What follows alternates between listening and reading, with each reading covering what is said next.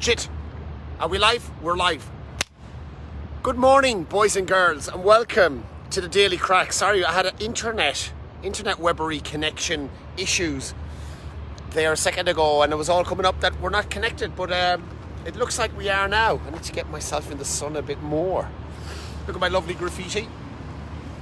All right, boys and girls, the big story of the week is me selling my gym.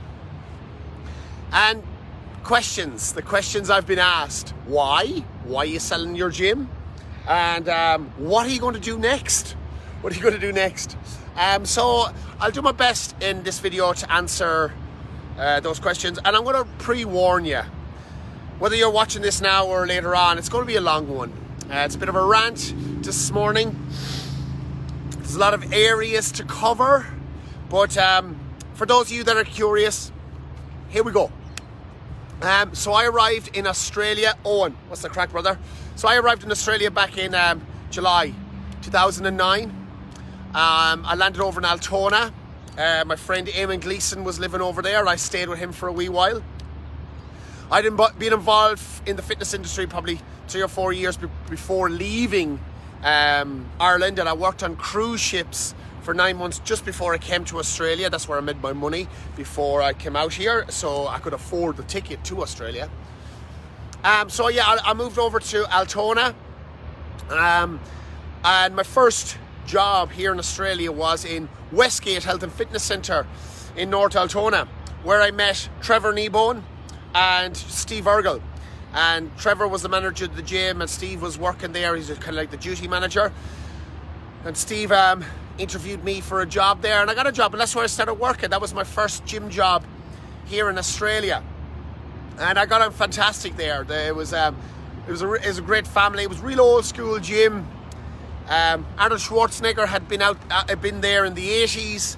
You know, it was really that old school bodybuilding, like rusty weights and, you know, big dumbbells that went up to 50, 60 kilos. It was awesome. It was cool. It was quite an eye-opener for a young fucking Irish sprog like myself. But I had discovered CrossFit probably 2 years before that, and I started kind of running boot camps in this gym, and I was getting a bit of a following, and CrossFit was a bigger thing over here in Australia. So I ended up doing my CrossFit level 1 over in Schwartz's CrossFit in Caulfield, Ben Schwartz's gym, and yeah, fell in love with it.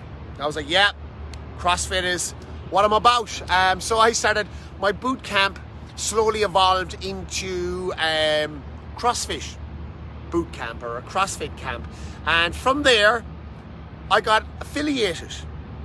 2011, August 2011 was the day I got affiliated, or the time I got affiliated with CrossFit. So I named my gym CrossFit Westgate, but I was still in the commercial gym. I was still in Westgate Health and Fitness Centre. I had a corner hired out there, and I was running my business out of the gym. Then Trevor and Steve went on to open up his own gym, Inspirational Health and Fitness, on Blackshaws Road, and Trevor passed on the management. So after those guys left, I felt Westgate Health and Fitness, the gym itself, didn't have much more for me much more to offer me. So I decided to spread my wings as well, and I took a lease on a warehouse. I think that was probably about 2014. The first warehouse, 2013, 2014, first warehouse that we had, and moved in there, and it was kind of like a means to an end. It was a chance for me to run my own business properly and get my own clients, because there was always this barrier. Like, I was having my members come in to me who the gym I was in was getting a cut of, but it was a bit scattered. It was tricky for people to be involved in. So yeah, as soon as we moved into our own warehouse, it fucking exploded. Within 6 months, we were running out of space. We had to get somewhere else. So we ended up finding another gym around the corner, which was much bigger. And the landlord there was Jerry, who's been an absolute legend this entire time. And that's where we are today. You know, we're in that same warehouse today. It's way bigger. It's if anyone has been to a Halloween rave there, you know what I'm talking about. There's There's so much that has happened in the last couple of years, especially in that gym. That's been the home, the mecca of CrossFit Westgate for all this time. It's on Albemarle Street in Williamstown North there. It's amazing. It's amazing. But it's come to the point where it's time to move on. So I've ran and operated at a CrossFit affiliate for 10 years. And let me throw down my orange. Before I continue anymore, I just want to say I am delighted that I have been able to sell my gym and move my gym on to someone that is super motivated, super passionate, has a lot of energy to continue CrossFit Westgate moving forward. And that guy is Johnny Ross, and he's been a client and a coach. Client for probably 3 years and now a coach for the last 2 years at the gym, and I'm super happy. I'm super happy for the gym and the clients that are there, that CrossFit Westgate gets to continue. I'm super excited for Johnny.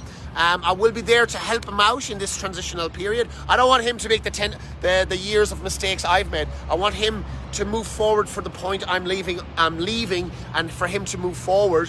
And I'm offering my help as much as he wants it. I'm not going to be around the gym unless he wants me. I'll do there's obviously equipment there and stuff that I really love that I have collected over the years, and I will, on Johnny's permission, I will ask him to be able to use it, but not during classes, not during when people are around, because now this is Johnny's torch to move forward. And I've got to step back. I've got to step out of the way. Like, that gym was my baby. It's no longer my baby. There has to be a clean break. So you're going to see me train at other places by taking videos. And it's not that I've, thrown the keys and given the finger to what I've done and I'm walking away. It's not that. It's that I have to give breathing space to the new owner, regardless of who it was. It's not fair to the clients that they might but they still see me as the owner if I'm around too much, and that's not fair on Johnny, who is the new owner. So when people ask me what am I doing next, well, I'm not going to be around the gym. That is 100% sure. And it's a harsh one to say, but it's the reality of the situation. And as I said, it's not just me giving the fingers, it's what has to happen. But as I said, I'm super delighted for Johnny, and I'm super delighted for the gym. I'm also excited for myself and moving forward in what I'm doing. And as a lot of you know, I'm working online now and coaching a lot, and that's where my future is heading. That's what I'm doing. That's where I'm going to double down on. And a reason for this, the reason that I've come to this point is obviously last year had a huge impact on anyone that ran a business. Like, as a good friend of mine, Alex Shangy, would say, nothing will fuck your business more than COVID will. And it's the truth. It's the truth. And any business owner out there, you will know the struggles that we've gone through and we continue to go through. The JobKeeper, which was a great incentive and stimulus that kept most business going, stopped here in Australia in March. By God, did you feel the crunch after that? For any of you out there that do not own a business, you go to your 9-to-5 job and you get paid by a company or by someone that is in business, understand this. Those guys are still suffering. Cafes, small businesses, big businesses, companies, construction, small, medium, large construction companies. We're all struggling. It's been financially exhausting, because when that money's coming in, when that money was coming in, it was keeping everything afloat. It was keeping you on a good stead. But as soon as that stopped, and you start hemorrhaging money. Whatever you might have had in your savings, you're starting to dip into that, and you're hoping that things are going to turn around. But you can't blame the consumer. because the looming air of COVID is still over us. Look what's just happened in Sydney again this week.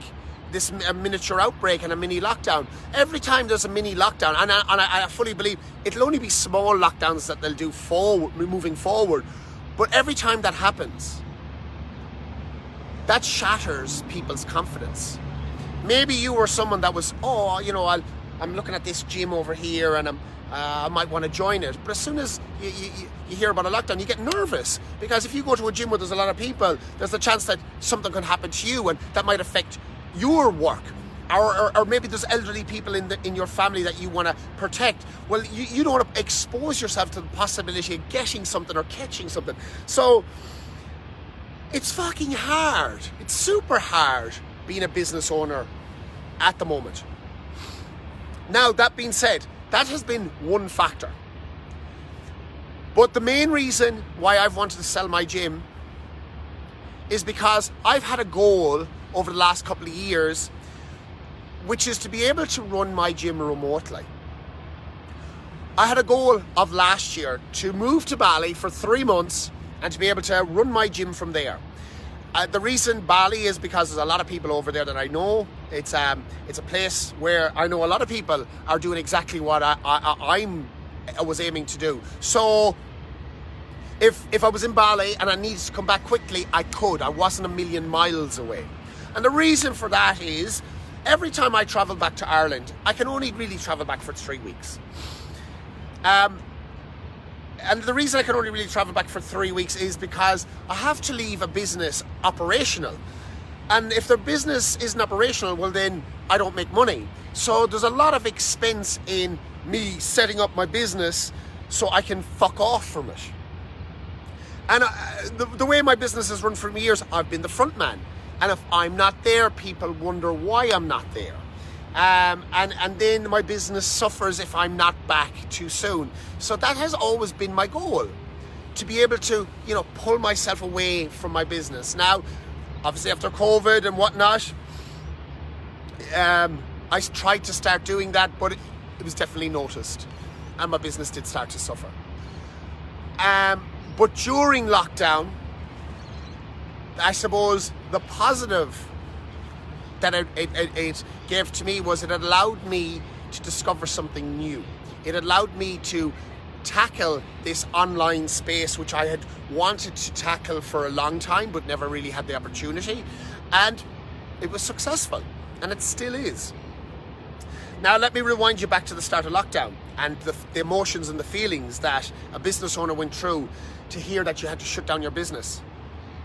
When I found out I had to close my doors, like literally overnight, I lost my purpose.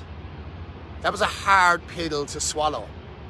And unless you're a business owner that had to go through the same thing, you don't understand the emotions and feelings that you go through. But the only way I can describe it is I lost my purpose. Now that is devastating to someone that has spent 15 years of their lives devoted to an industry, and then all of a sudden it's disintegrated beneath your feet, and you don't know what to do. How many people have gone under? How many people have already shut their businesses because they didn't know where to turn to next?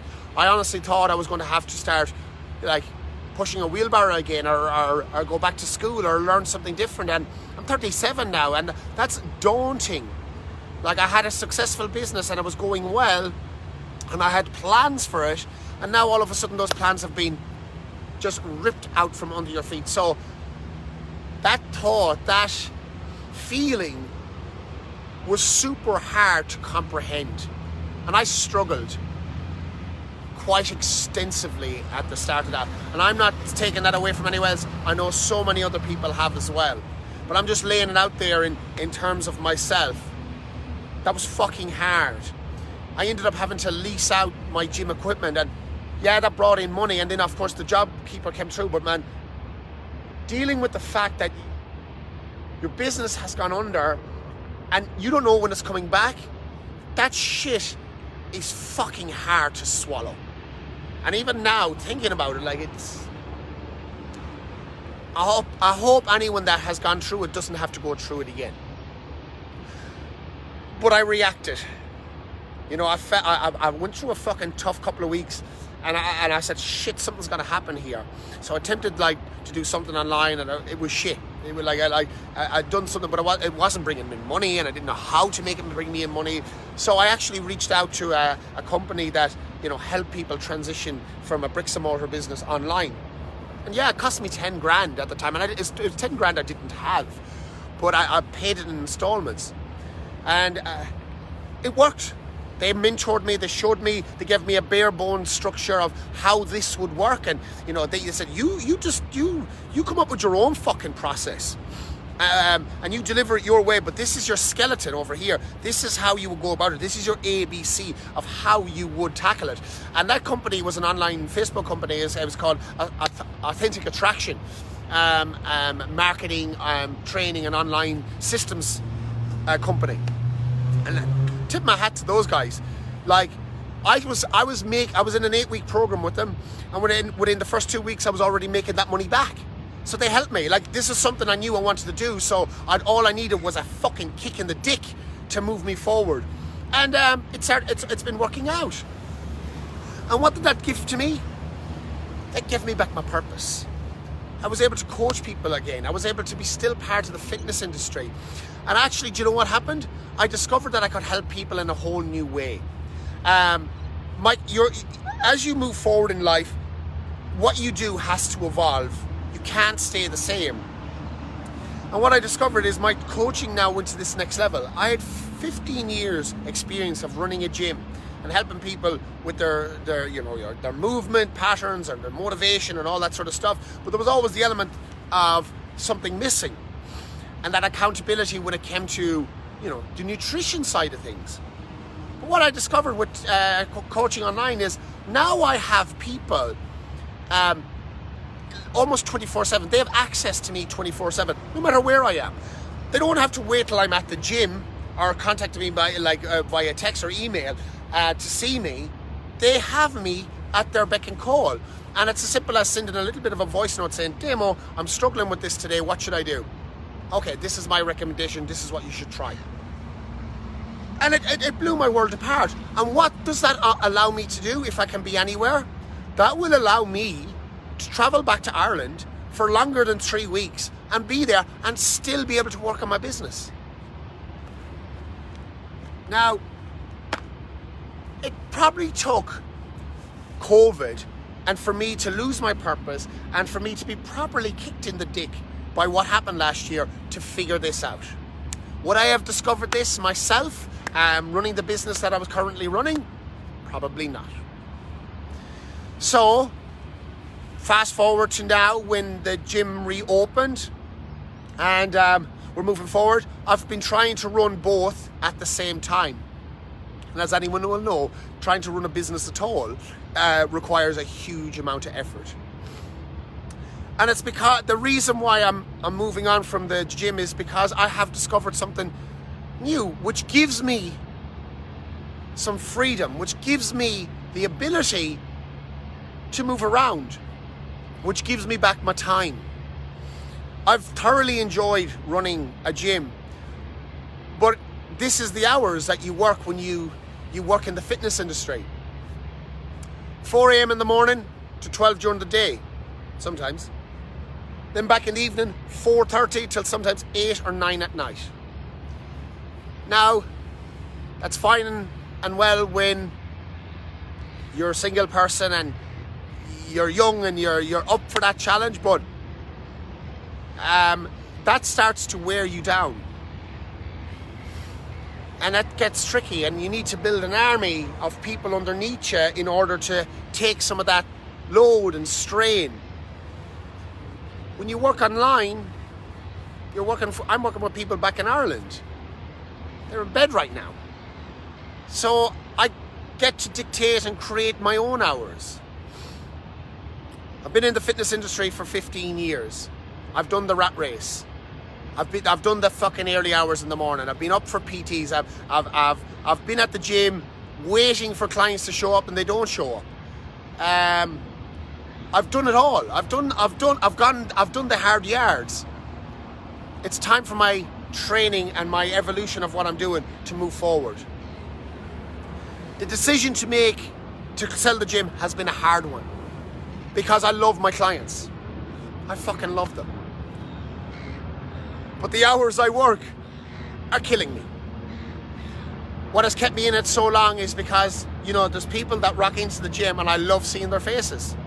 I'm like, I love seeing the impact I have on people when they're there. In the last couple of months, I've tried to pull myself away from coaching, and it's definitely been noticed because I am a personality. I'm not going to, like, I know that myself.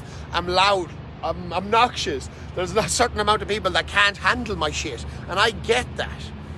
But for me, moving forward, and for what I have on my to-do list, I need to take this step.